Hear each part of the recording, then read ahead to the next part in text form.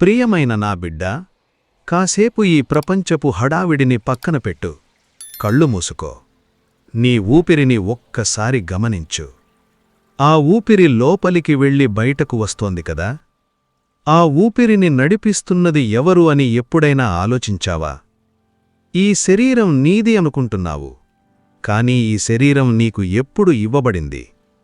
దీనికి ముందు నువ్వు ఎక్కడ ఉన్నావు? ఈ శరీరం వెళ్ళిపోయాక నువ్వు ఎక్కడికి వెళ్తావు? ఈ ప్రశ్నలు నీ మనసులో ఎప్పుడో ఒకసారి మెదిలే ఉంటాయి. ఈరోజు నేను నీకు ఆ రహస్యాన్ని చెప్తాను.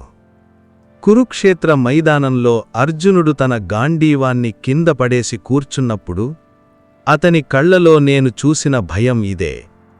చావు అంటే భయం. తన వాళ్ళు లేకుండా పోతారన్న భయం.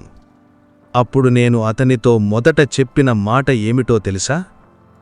ఆత్మ ఎప్పుడూ పుట్టదు, ఎప్పుడూ చావదు. ఒకసారి పుట్టి మళ్లీ లేకుండా పోయేది కాదు. అది పుట్టుకలేనిది, శాశ్వతమైనది, సనాతనమైనది. శరీరం చంపబడినా అది చంపబడదు. నిప్పు దాన్ని కాల్చలేదు, నీరు దాన్ని తడపలేదు, గాలి దాన్ని ఎండించలేదు, ఆయుధాలు దాన్ని ఛేదించలేవు. అయితే ఒక ప్రశ్న మిగిలిపోతుంది. చావదు సరే, మరి ఎక్కడికి వెళ్తుంది? విను. మనిషి చనిపోతున్నప్పుడు ఏం జరుగుతుందో నేను చెప్తాను. మరణం అనేది ఒక్క క్షణంలో జరిగే సంఘటన కాదు. అది ఒక ప్రయాణపు మొదటి అడుగు. శరీరంలో పనిచేసే శక్తులు ఒక్కొక్కటిగా వెనక్కి మడతపడతాయి. ముందుగా వాక్కు ఆగిపోతుంది. మాట్లాడాలని ఉన్నా మాట రాదు. తరువాత కళ్ళు వెలుగును పట్టుకోలేవు.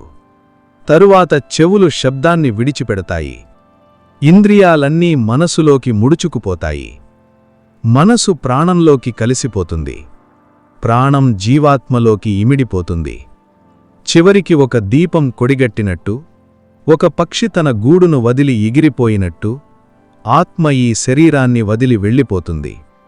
కాని ఇక్కడ ఒక అద్భుతమైన సంగతి ఉంది. ఆత్మ ఒంటరిగా వెళ్ళదు. అది ఖాళీ చేతులతో వెళ్ళదు. గాలి ఒక పువ్వు దగ్గరి నుంచి వెళ్ళేటప్పుడు ఆ పరిమళాన్ని తనతో మోసుకెళ్ళినట్టు, ఆత్మ కూడా ఈ శరీరాన్ని వదిలేటప్పుడు మనసును, బుద్ధిని, అహంకారాన్ని, 5 ప్రాణాలను, ఇంద్రియాల ముద్రలను, జీవితమంతా పోగు చేసుకున్న సంస్కారాలను తనతో తీసుకెళ్తుంది. దీన్నే సూక్ష్మ శరీరం అంటారు. ఒక కంటికి కనిపించని ఒక సూక్ష్మమైన దుస్తులు. బయటి దుస్తులు చినిగిపోయాయి, కానీ లోపలి దుస్తులు ఇంకా ఉన్నాయి.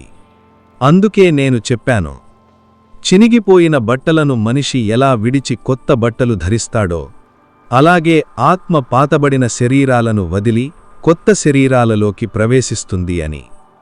ఇప్పుడు నువ్వు అడుగుతావు, మరి ఆ ప్రయాణం ఎలా ఉంటుంది? 2 మార్గాలున్నాయి. ఒకటి వెలుగు మార్గం. అగ్ని, జ్యోతి, పగలు, శుక్లపక్షం, ఉత్తరాయణం అనే దేవతల ద్వారా సాగే మార్గం. బ్రహ్మజ్ఞానం పొందినవారు, నా మీద మనసు నిలిపి ప్రాణాలు విడిచినవారు ఈ మార్గంలో వెళ్తారు. వాళ్ళు తిరిగి రారు. రెండవది పొగ మార్గం. ధూమం, రాత్రి, కృష్ణపక్షం, దక్షిణాయనం ద్వారా సాగే మార్గం. మంచి పనులు చేసినవారు, పుణ్యం సంపాదించినవారు ఈ మార్గంలో వెళ్తారు. అక్కడ కొంతకాలం సుఖాన్ని అనుభవిస్తారు. కాని ఆ పుణ్యం ఖర్చయిపోయాక ఖాళీ అయిన పాత్రలాగా తిరిగి భూమిమీదకే వస్తారు. గమనించు బిడ్డా, స్వర్గం కూడా శాశ్వతం కాదు. అది ఒక పెద్ద విశ్రాంతి గృహం మాత్రమే. అక్కడ ఎంతకాలం ఉంటావో నీ దగ్గర ఉన్న టికెట్ నిర్ణయిస్తుంది. ఆ టికెట్ పేరు కర్మ. ఇప్పుడు కర్మ సూత్రం గురించి చెప్తాను. చాలామంది కర్మ అంటే శిక్ష అనుకుంటారు. అది కాదు. కర్మ అంటే ఒక న్యాయం, ఒక ఖచ్చితమైన లెక్క.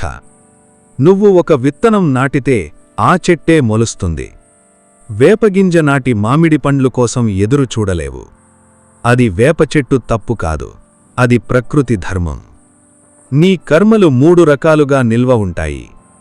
ఎన్నో జన్మలుగా పోగు చేసిన మొత్తం నిల్వను సంచిత కర్మ అంటారు. అది ఒక పెద్ద ధాన్యపు గాథ. ఆ గాథలోంచి ఈ ఒక్క జన్మ కోసం తీసి ఇచ్చిన కొలత ప్రారబ్ధ కర్మ. ఇది నీ పుట్టుక, నీ శరీరం, నీ కుటుంబం, నీకు ఎదురయ్యే సుఖ దుఃఖాలు. దీన్ని అనుభవించి తీరాలి. మూడవది ఆగామి కర్మ. ఇప్పుడు ఈ క్షణం నువ్వు చేస్తున్న పని. దీనిమీద నీకు పూర్తి స్వేచ్ఛ ఉంది. ఇదే మనిషికి నేనిచ్చిన గొప్ప వరం. గతం మారదు, కానీ భవిష్యత్తు ఇంకా వ్రాయబడలేదు. మరణ క్షణంలో ఇంకొక రహస్యం జరుగుతుంది. చివరి క్షణంలో నీ మనసు దేనిమీద ఉంటుందో అదే భావననే నువ్వు తీసుకుని వెళ్తావు. అదే నీ తరువాతి జన్మను నిర్ణయిస్తుంది. కానీ చివరి క్షణంలో ఏం గుర్తొస్తుంది? జీవితమంతా దేని గురించి ఆలోచించావో అదే గుర్తొస్తుంది. అందుకే జీవితమంతా సాధన అవసరం. చివరి పరీక్షకు ముందు రాత్రి చదివితే సరిపోదు. ఇప్పుడు అసలు విషయానికి వస్తాను. గర్భంలోకి ఆత్మ ఎప్పుడు ప్రవేశిస్తుంది? కపిల మహర్షి తన తల్లి దేవహూతికి చెప్పిన మాటలు విను. గర్భంలో ఒక బిందువుగా జీవం మొదలవుతుంది. మొదటి రాత్రిలోనే శుక్లశోణితాల కలయిక జరుగుతుంది. 10 రోజులకు రేగుపండంతవుతుంది. 1 నెలకు తల ఏర్పడుతుంది. 2వ నెలకు చేతులు, కాళ్ళు, తల మొలకెత్తుతాయి. 3వ నెలకు గోర్లు, వెంట్రుకలు, ఎముకలు, చర్మం, శరీర రంధ్రాలు ఏర్పడుతాయి. 4వ నెలకు సప్తధాతువులు నిండుతాయి. 5వ నెలకు ఆకలి దప్పికలు కలుగుతాయి. 6వ నెలకు ఆ శిశువు తల్లి కడుపులో కుడివైపుకు తిరిగి కదలడం మొదలుపెడుతుంది. ఇక 7వ నెల. ఇది అత్యంత ముఖ్యమైన నెల. ఈ నెలలో ఆ శిశువుకు చైతన్యం, జ్ఞానం పూర్తిగా మేల్కొంటాయి. ఇక్కడే గర్భోపనిషత్ చెప్పే అద్భుతమైన సన్నివేశం జరుగుతుంది. ఆ చిన్న శరీరంలో ఉన్న ఆత్మకు తన గత జన్మలన్నీ గుర్తొస్తాయి. అవును బిడ్డా, గుర్తొస్తాయి. తను ఎన్ని జన్మలు ఎత్తిందో, ఎన్ని తల్లుల కడుపుల్లో ఇలాగే ఉందో, ఎన్నిసార్లు ఏడ్చిందో, ఎన్నిసార్లు చనిపోయిందో, ఎన్ని తప్పులు చేసిందో, ఎన్ని అవకాశాలు వృధా చేసుకుందో అన్నీ ఒక్కసారిగా కళ్లముందు కదులుతాయి. ఆ క్షణంలో ఆ ఆత్మ ఏడుస్తుంది. తల క్రిందులుగా వ్రేలాడుతూ, ఇరుకైన చీకటిలో తల్లి తిన్న ఆహారపు వేడికి కాలిపోతూ, కదలలేక, మాట్లాడలేక ఆ ఆత్మ నన్ను ప్రార్థిస్తుంది. దేవా, నన్ను ఈ చెరసాల నుంచి బయటకు తీయి. ఈసారి నేను తప్పు చెయ్యను. ఈసారి నేను నిన్ను మరచిపోను. ఈసారి నేను కోరికల వెంట పరుగెట్టను. బయటకు రాగానే నేను నిన్ను స్మరిస్తాను. నన్ను ఈ చక్రం నుంచి విడిపించు అని వేడుకుంటుంది. ఎంత హృదయ విదారకమైన ప్రార్థన అది! ప్రతి ఒక్కరూ, నువ్వు కూడా ఈ ప్రార్థన చేసే ఈ లోకంలోకి వచ్చావు. మరి ఏమైంది? ఆ ప్రార్థన ఎక్కడికి పోయింది? ఇక్కడే మాయ పనిచేస్తుంది. బిడ్డ ప్రసవ సమయంలో బయటకు వచ్చిన క్షణంలో, ప్రాణవాయువు మొదటిసారి ఆ ఊపిరితిత్తులను తాకిన క్షణంలో ఒక తెర పడుతుంది. ఆ జ్ఞాపకాలన్నీ కప్పబడిపోతాయి. బిడ్డ ఏడుస్తుంది. కాని ఎందుకు ఏడుస్తోందో ఆ బిడ్డకే తెలియదు. ఆ ఏడుపులో ఒక మరపు ఉంది. ఒక కొత్త ప్రారంభం ఉంది. నువ్వు అడుగవచ్చు, దేవా, ఇది క్రూరత్వం కాదా? గుర్తు ఉండేది కదా? లేదు బిడ్డా, ఇది క్రూరత్వం కాదు. ఇది నా కరుణ. ఒక్కసారి ఊహించుకో. నీకు నీ 100 జన్మలు గుర్తున్నాయి. నీ 100 తల్లులు గుర్తున్నారు. నీ 100 భార్యలు, భర్తలు, పిల్లలు గుర్తున్నారు. వాళ్ళందరూ చనిపోయారు. ఆ 100 మరణాల బాధ, ఆ 100 వియోగాలు, ఆ 100 అవమానాలు, ఆ 100 తప్పులు అన్నీ నీ మనసులో ఒక్కసారిగా ఉంటే నువ్వు ఈరోజు ఒక్క అడుగు కూడా ముందుకు వెయ్యగలవా? ఈ జన్మలో నీ తల్లిని నువ్వు నిజంగా ప్రేమించగలవా? ఆ ప్రేమలో పాత తల్లుల నీడలు అడ్డురావా? మరపు ఒక శాపం కాదు. అది ఒక తెల్లని కాగితం. ప్రతి జన్మలోనూ నేను నీకు కొత్త కాగితం ఇస్తాను. పాత సిరామరకలు ఉండవు. ఇప్పుడు వ్రాయి అంటాను. అయితే ఇక్కడ ఒక సూక్ష్మం ఉంది. జ్ఞాపకాలు మరుగున పడతాయి. కాని సంస్కారాలు పోవు. నీకు కారణం తెలియకుండా ఒక వ్యక్తి మీద ఇష్టం కలగడం, ఒక ప్రదేశం చూడగానే ఇది ఎప్పుడో చూశాను అనిపించడం, ఎవరూ నేర్పకుండానే ఒక కళని చేతికి అలవోకగా అబ్బడం, ఇవన్నీ ఆ పాత గాథలోంచి వచ్చిన గింజలే. కాగితం తెల్లగా ఉంది, కాని కాగితం నాణ్యత మాత్రం పాతదే. ఇప్పుడు ఆధునిక విజ్ఞానం ఏమంటోందో కూడా చూద్దాం. ఎందుకంటే సత్యం ఏ ఒక్క గ్రంథానికో పరిమితం కాదు. గత శతాబ్దంలో పాశ్చాత్య దేశాలలో కొందరు పరిశోధకులు ఒక విచిత్రమైన విషయాన్ని అధ్యయనం చేశారు. ప్రపంచవ్యాప్తంగా 2-3 సంవత్సరాల చిన్న పిల్లలు తమకు వేరే ఊరు, వేరే పేరు, వేరే కుటుంబం ఉందని చెప్పడం మొదలుపెట్టారు. కొందరు తాము ఎలా చనిపోయారో కూడా వర్ణించారు. కొన్ని సందర్భాల్లో ఆ పిల్లలు చెప్పిన ఊళ్లకు వెళ్లి చూస్తే ఆ పేరుతో ఒక వ్యక్తి నిజంగా ఉండి చనిపోయిన ఆధారాలు దొరికాయి.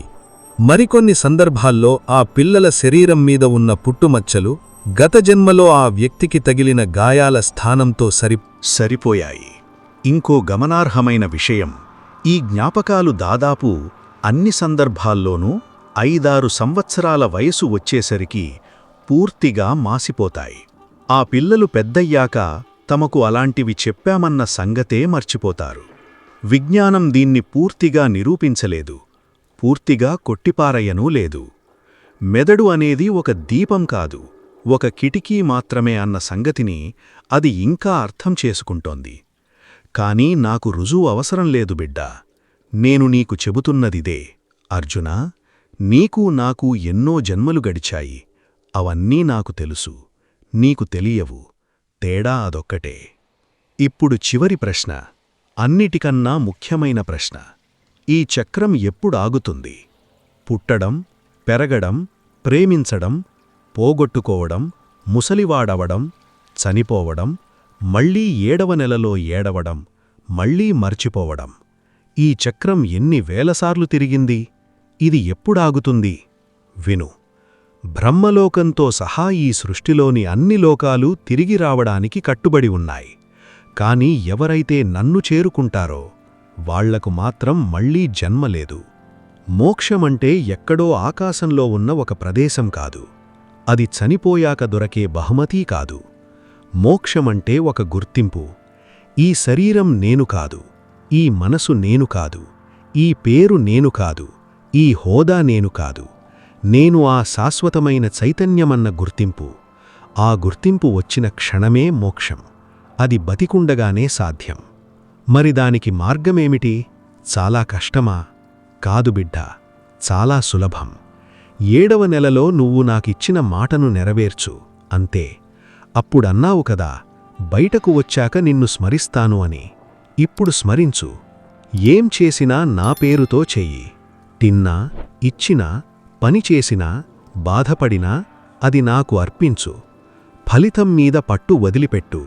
ఒక ఆకు, ఒక పువ్వు, ఒక పండు, ఒక గుక్కెడు నీళ్లు ప్రేమతో ఇస్తే చాలు, నేను స్వీకరిస్తాను. నీకు వచ్చిన కష్టాన్ని ఎవరో ఇచ్చిన శిక్షలా చూడకు.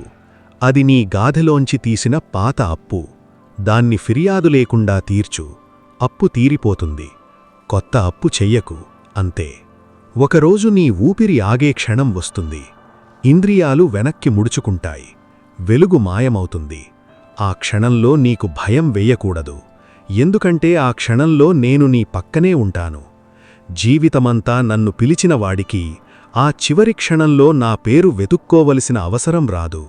అది వాడి పెదవుల మీదే ఉంటుంది. అప్పుడు నువ్వు వెలుగు మార్గంలో వెళ్తావు. ఇక ఏ తల్లి కడుపులోనూ తలకిందురుగా వేలాడవు. ఇక ఏ 7వ నెలలోనూ ఏడవు. ఇక ఏ ప్రార్థనా చెయ్యనవసరం లేదు. ఎందుకంటే నువ్వు ఇంటికి చేరుకుంటావు. అన్ని ధర్మాలను విడిచిపెట్టి నన్నొక్కడినే శరణు పొందు.